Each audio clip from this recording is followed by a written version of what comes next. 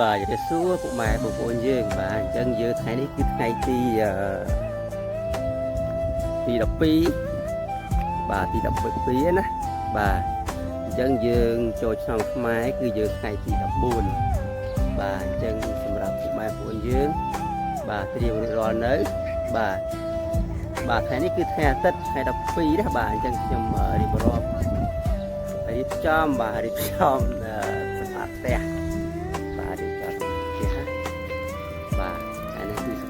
ស្អាតដើម្បីទទួលទានដែរ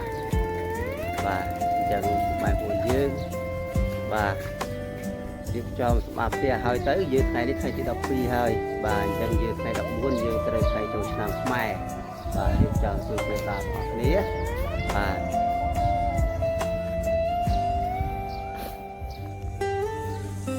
បាទនេះគឺថតទេសភាពវាស្រែនេះរដូវប្រាំងសម្រាប់តែជូនបងប្អូនយើងមើលគឺសម្រាប់ស្រែ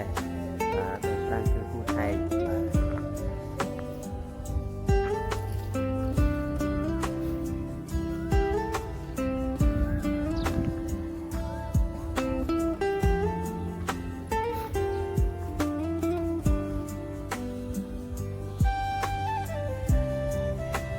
បាទយើងវីដេអូខ្ញុំគឺមានតែប៉ុណ្្នឹងទេសម្រាប់ចែកជូនដល់បងប្អូនយើង